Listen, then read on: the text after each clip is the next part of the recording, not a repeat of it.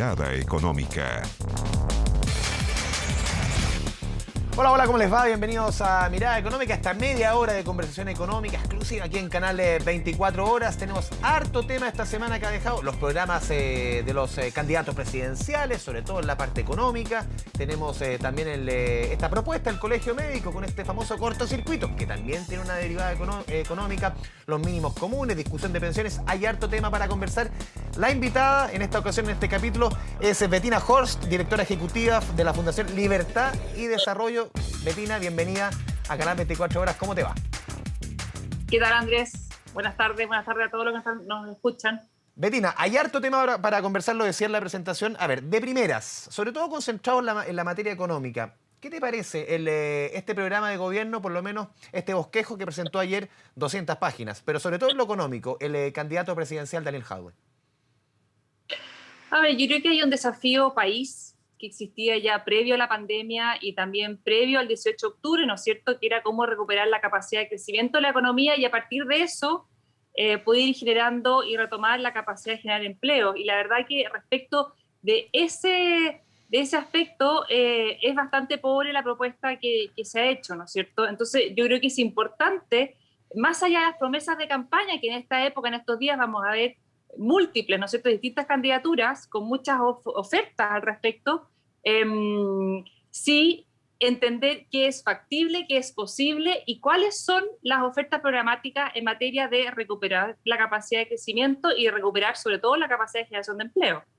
Puntualmente, por ejemplo, en el tema tributario, dos elementos bien importantes dentro de la propuesta del alcalde de Recoleta, Bettina, tienen que ver con este aumento en 4 años de prácticamente la carga tributaria, un 10% del PIB. También este impuesto a los súper ricos, que es mucho más grande que el que se está discutiendo en el Congreso. Y aparte es permanente, no es transitorio. Esas dos medidas, por ejemplo, ¿cómo las ves? Yo creo que hoy día lo más fácil, y siempre hay votos para ello, es modificar las leyes tributarias aumentando las tasas de los impuestos. Pero la verdad que la experiencia nos ha mostrado que es mucho más difícil que efectivamente a partir de esas alzas se recauden los recursos que se esperan recaudar para financiar los programas sociales que se están prometiendo. Entonces, yo creo que claramente y ningún país en el mundo ha aumentado su carga tributaria en 10 puntos del PIB en 4 años. Entonces, la verdad que yo creo que es no solo ambicioso, sino es que bastante imposible de poder cumplir con ello y a partir de eso de poder financiar las propuestas y las promesas de campaña que se están haciendo, que es lo más preocupante aún, sumado a que muchas veces cuando se trata de elevar la carga tributaria en forma tan violenta, sin duda que eso también afecta la capacidad de crecimiento de la economía, del empleo y finalmente, ¿quién termina pagando esas consecuencias? Los trabajadores o aquellos que están buscando un empleo, que están buscando emprender, pero que simplemente no van a poder lograr concretar sus sueños. Bettina, otro punto importante tiene que ver con el tema de pensiones. A ver, en lo fundamental se proponen 3 sistemas de reparto que se refuerzan entre ellos: intergeneracional, intrageneracional, reparto de género. En lo medular, dentro de la propuesta, dice el alcalde Jadwe, candidato presidencial, que las jubilaciones podrían subir un 53%. En el caso de las mujeres, hasta un 103%. Incluso asegura sostenibilidad en el tiempo de 100 años. ¿Cómo ven ustedes los números? El tema quizás que ha causado más conversación, que es el tema de pensiones en la propuesta de Jadwe. Sí, a ver, sin duda que hay que analizar con números en mano, ¿no es cierto? Pero sin duda que mejorar las pensiones actuales de las mujeres, de aquellos que han cotizado menos durante su vida laboral, pasa básicamente por aportar mayores recursos desde el fisco o desde otras fuentes de financiamiento, y eso no está establecido. Prometer que se va a mejorar un beneficio es muy simple. El punto es efectivamente poder demostrar que esa promesa es sostenible y es sustentable en el tiempo, y eso hoy día, la verdad que no está establecido en lo que se ha conocido el programa de gobierno, porque hay un tema que es muy relevante tomar en consideración, que es el envejecimiento de la población, ¿no es cierto? Hoy día en Chile tenemos 5 personas activas en vida laboral activa entre 15 y 65 años, 5 por cada persona pasiva en nuestro país, es decir, mayores de 60 y 65 años. Pero esa tasa varía para los próximos 10, 20 años y va a bajar a un 4 y a 3 personas. Entonces también hay que hacerse cargo cómo se sostienen esos beneficios cuando cada vez hay menos personas en edad de trabajar que van a tener que financiar y pagar esas mayores pensiones de quienes van a jubilarse en un futuro cercano. Betina, ahora después también el candidato, uno de los candidatos más importantes dentro de la centro-derecha, que es Joaquín Lavín, también presentó su propuesta. Dentro de los elementos fundamentales está un ingreso mínimo de 500.000 pesos. Aquí estoy viendo varios de los puntos, por ejemplo. También inversión equivalente más o menos a 25.000 millones de dólares en materias como salud, en educación, en seguridad, en vivienda, en empleo. ¿Cómo ves tú? Me imagino que te hace más sentido por un tema político la propuesta de Joaquín Lavín. A ver, y yo creo que acá hay que dejar aparte, hay que dejar de lado las ideologías. Ya. Creo que el futuro del país, la discusión de los programas de gobierno, hay que analizarlos independiente de dónde vengan. Y sobre todo bajo la óptica si son sostenibles y son promesas que realmente se pueden cumplir. Tú hablabas ahí de un ingreso mínimo de 550.000 pesos, que por lo que yo entiendo, lo que se ha publicado, más bien está en el marco de un ingreso mínimo garantizado, sí, y no necesariamente dar el nivel del ingreso mínimo, porque ahí sabemos que si bien es un deseo, ¿no es cierto? Y es lo que todos aspiramos, tener un país, una economía que genere puestos de trabajo, que entregue ese tipo de sueldos, ¿no es cierto? Que vayan mejorando los sueldos en el país, sabemos que por ley eso no se logra. Eso se logra con un país que va progresando, con una economía que va creciendo y que va generando mejores puestos de trabajo. Entonces, yo creo que hay que ir también matizando e ir conociendo más en detalle cómo se quiere alcanzar las distintas propuestas. Hay un punto que tú también planteas respecto de este ambicioso plan de inversiones de 25.000 millones de dólares, pero yo creo que de acá a fin de año la situación fiscal que va a heredar el próximo presidente de la República va a ser muy distinta a la que probablemente muchos programas de campaña se han venido trabajando, y hay que hacerse cargo de esa realidad, ¿no es cierto? Porque de lo contrario, una vez más se están entregando promesas, se están ofreciendo beneficios que a la larga no van a estar los recursos para poder financiarlo. Justamente amarrado con eso, junto con lo que tú dices, tiene mucha relación, por ejemplo, con los mínimos comunes, Betina. Tiene que ver con este ingreso, con el IFE universal, tiene que ver con el tema de la ayuda a las pymes. ¿Cómo ves tú eso que ha sido propuesto, que ya ha sido aprobado en el Congreso, que comienza a pagarse en los próximos días, por ejemplo, el tema del IFE, amarrado también con lo que tú mencionabas recién, con las propuestas de cada candidato presidencial? Más allá de las propuestas, tiene que ir también de la mano de un fisco que se va a ver bien estresado en los próximos años. Sí, sin duda que la situación fiscal de los próximos años va a ser la más estrecha probablemente de los últimos 35 años, ¿no es cierto? Y eso tiene que incorporarse en el diseño de las políticas públicas. Hoy día el ingreso familiar de emergencia es un programa transitorio, lo dice su nombre, es de emergencia en un contexto de pandemia, y bien sabemos que eso es un programa de apoyo a los sectores más vulnerables que no existen recursos que permitan que ello perdure en el tiempo, por lo cual hay que ir abriendo la economía y generar las condiciones para que la gente vuelva a poder trabajar y vuelva a encontrar trabajo. Hemos visto una recuperación del empleo en la medida que se han ido levantando las cuarentenas, pero eso no va a ser suficiente. De acá a fin de año, levantando las cuarentenas, levantando las restricciones, va a seguir un nivel de empleo inferior al que teníamos a la época prepandemia. Y es el desafío, no solamente cómo recuperar esos puestos perdidos, sino es que también cómo logramos mejorar la capacidad de crecimiento de la economía, que en los últimos años se ha venido deteriorando y que de alguna forma no ha sido parte del debate público, como está anestesiada esa parte en el debate, y yo creo que es lo más relevante, sobre todo para las proyecciones de mediano y largo plazo. Betina, tú decías recién hay que ir abriendo la economía. ¿Crees tú que las cuarentenas en este minuto, como han sostenido desde algunos sectores políticos, ya tienen poco sentido?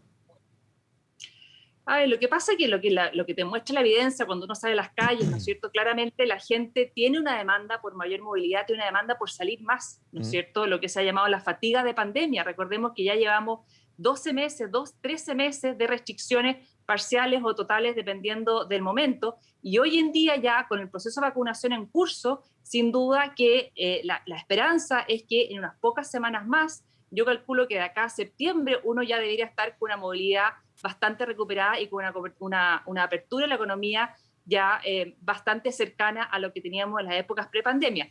Todo ello si es que la población efectivamente sale a vacunarse. Lamentablemente en la última semana hemos visto que en la medida que va bajando la edad de la población factible de ser vacunada, hemos visto también una mayor abstención, ¿no es cierto?, de querer vacunarse. Y si acá no se vacuna un porcentaje importante de la población, lamentablemente el esfuerzo de muchos también no va a dar los resultados que se requieren. Betina, esta propuesta del Colegio Médico, este cortocircuito sanitario, ¿cómo lo analizan ustedes desde Libertad y Desarrollo? A ver, la verdad que es muy difícil implementar una medida como la que ahí se plantea, ¿no es ¿Ya? cierto? Porque es muy fácil en un papel, en un escritorio, planificar un programa de cierre absoluto del país, de la economía, de toda nuestra movilidad, pero en la práctica, ¿eso qué significa? ¿Qué ¿Mm? nivel de represión de la fuerza pública se va a acompañar o se va a validar o se va a permitir para efectivamente poder cumplir hoy día con lo que se está proponiendo? Hoy en día vemos cómo permanentemente la ciudadanía trata de saltarse las restricciones impuestas por la autoridad, ¿no es cierto? Y hay un despliegue importante de carabineros, de fuerza militar en las calles tratando de resguardar y que se cumplan las medidas sanitarias, y así todos sabemos de cuántas medidas se van saltando permanentemente. Entonces, yo creo que esta es una medida que fue diseñada en un escritorio, sin hacerse cargo de cómo se implementa en cuanto al uso de la fuerza pública, pero sobre todo también es una medida que sin duda acá afecta sobre todo a el pequeño comercio, a las pymes, a los trabajadores por cuenta propia, ¿no es cierto?, que no tienen la comodidad que tienen los asalariados del sector privado, que muchas veces pueden hacer teletrabajo. Por lo cual, esta es una medida que sin duda no solo no se condice con la realidad del país, sino es que además también afecta en forma regresiva a los sectores más afectados por la pandemia. Betina, lo que han explicado del Colegio Médico es, dicen, a ver, quizás es mejor, y este es un poco el ejercicio que hacen, quizás es mejor 3 semanas cerrar completamente a mantener esta letanía que ha durado tanto tiempo, que quizás a la larga va a tener un costo mucho mayor, el que ya ha tenido, pero un costo mucho mayor que estas 3 semanas de cerrar absolutamente y poder bajarlo y poder controlar la pandemia. ¿Crees ese argumento que es suficiente? A ver, lo que pasa es que si uno fuera a creer que efectivamente durante las 3 semanas es factible que la gente se quede en la casa, porque pensemos la gente que tiene que salir a trabajar ¿Mm? por ser servicios esenciales, si no hay movilidad pública, si no hay transporte público, ¿cómo llega esa gente a los puntos de trabajo? ¿Cómo llega esa gente a los servicios de salud? ¿Cómo llega esa gente a proveer los servicios básicos? Entonces, esto no es un cierre del 100% porque es imposible, por lo cual siempre va a haber un nivel de circulación de contagio, por lo cual pensar que con 3 semanas se soluciona el problema del COVID en Chile, yo creo que es una ambición que choca con la realidad, pero con un importante costo en la economía y en la salud de las personas, en la salud mental de las personas.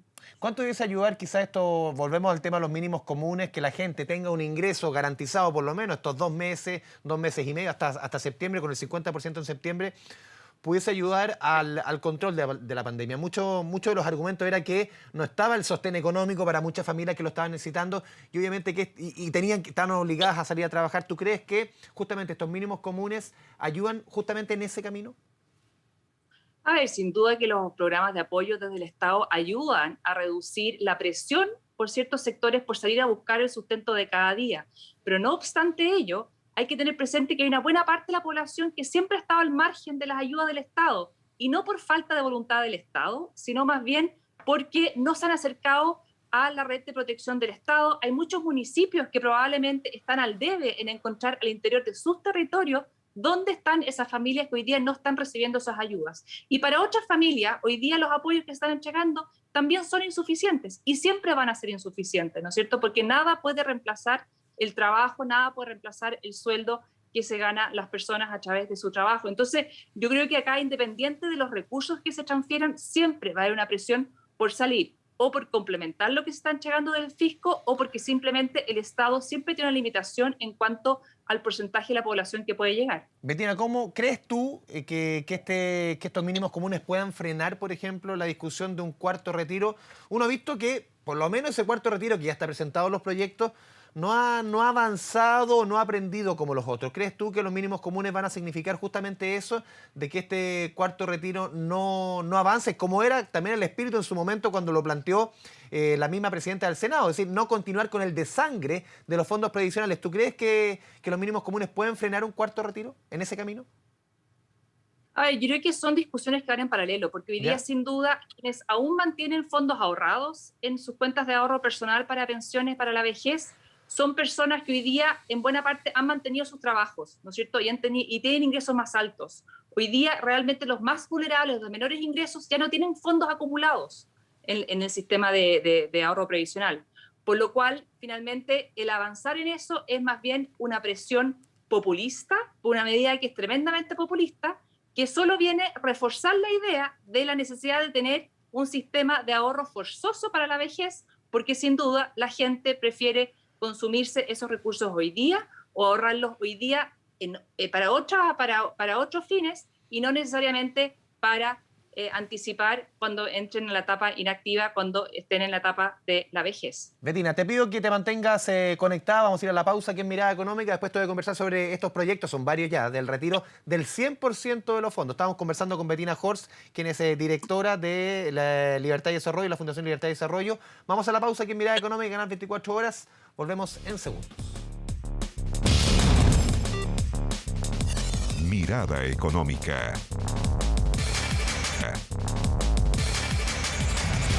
Volvemos a Mirada Económica, detrás de la pantalla de Canal 24 Horas. Estamos conversando con la directora del Instituto de Libertad y Desarrollo, Betina Horst. Betina, te había dejado la pregunta extendida antes de irnos a la pausa. ¿Qué te parecen estos sucesivos proyectos que se han ido presentando, cada uno con sus matices, del retiro del 100% de los fondos previsionales?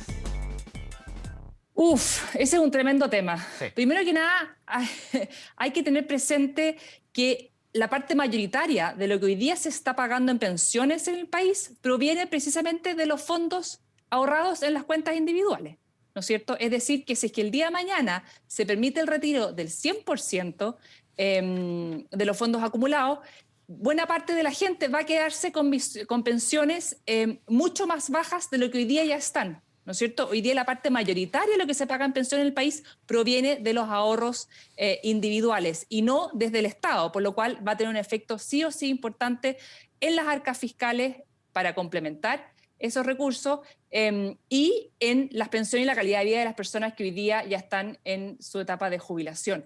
Pero por otro lado, también hay un tema que no se puede desconocer, es que esos fondos de pensiones hoy día están invertidos en proyectos rentables, en proyectos que generan crecimiento, que generan empleo para el país. Y cuando se retiran esos ahorros, ¿no es cierto?, cae la cantidad de recursos disponibles para financiar proyectos rentables, para financiar proyectos que impulsen el desarrollo del país.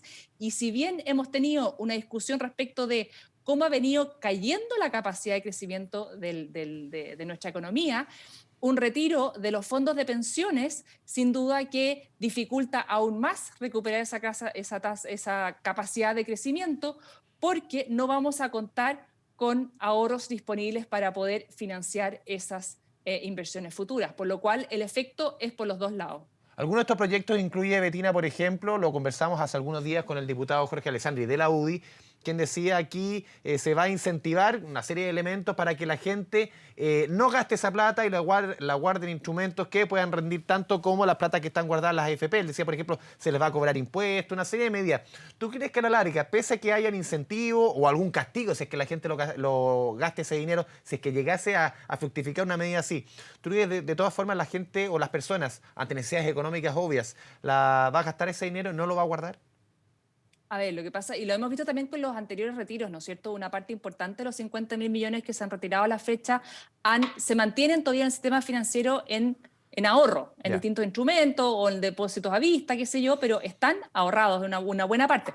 Pero una buena parte también ha sido gastada, ¿no es cierto? Entonces, y eso que estamos en una situación de pandemia. Recordemos antes del 18 de octubre, recordemos antes de la pandemia, las presiones que habían por poder retirar recursos desde los fondos ahorrados para terminar de pagar el crédito hipotecario, para comprar una segunda vivienda, o quizás para emprender otros negocios que la persona consideraba relevantes en ese momento para su proyecto de vida, por lo cual va a haber un mayor gasto de esos recursos y que sin duda se va a traducir en un menor stock de ahorro para la economía y en menores pensiones a futuro, por lo cual no es tan claro que si es que que sea tan claro que se pueda, que se pueda reemplazar por otro instrumento y que no tenga ningún efecto en la economía o en las pensiones futuras. Betina, en este escenario, aquí hay un debate hace rato que está instalado, la semana pasada lo decía el ministro de Hacienda Rodrigo Cera, decía, me la voy a jugar porque ahora se discute una reforma a pensión. En este escenario, con un año con elecciones, con este parlamento, un parlamento que le queda poco, muchos van a la reelección y sabemos qué es lo que lleva a eso. Hay otros economistas que se la juegan, José Gregorio, el otro día escuchaba a David Bravo, a la Andrea Repeto. No, este no es el año para discutir una reforma de pensiones, pese a las necesidades, pero este año no. ¿Cómo lo ves tú?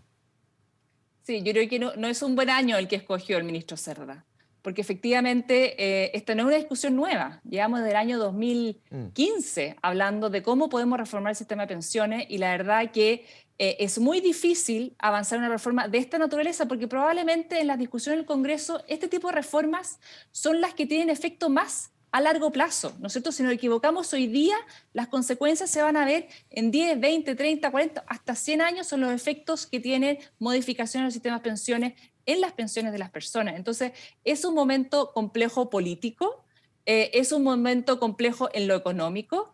Después de los 3 retiros de fondos y eventualmente un 4.º retiro, y vaya a saber uno cuántos más, sin duda que el sistema de pensiones en su conjunto queda parado en otro pie, por lo cual la reforma que a partir de ello se tenga que construir o que se tenga que acordar es distinta a lo que se estaba hablando hace 2 años atrás. Sumado otro efecto más, el mercado laboral está mucho más debilitado de lo que estaba hace un par de meses o hace un par de años atrás. Y ahí hablábamos también ya del efecto que podía tener en el mercado laboral, en las pymes, por ejemplo, el aumento de la cotización en un 6%, llegar del actual 10 al 16%, por lo cual este escenario hoy día de incertidumbre, de todavía otras reformas en proceso, otros retiros todavía en discusión, yo creo que no es un buen momento para ir avanzando en una reforma integral del sistema de pensiones. Bettina, y con los 3 retiros ya que se están avanzando, al primero todavía le queda un poco más de un mes, se han sacado más de 40.000 millones de dólares de los fondos de pensiones. ¿Crees tú que los parámetros, justamente esa discusión que avanzaba hasta hace algunos meses, esos parámetros de aumentar, no sé, de 10 a 16, dependiendo de quién lo administre, pero esos números, sencillamente hay que replantearlos desde prácticamente casi una hoja en blanco?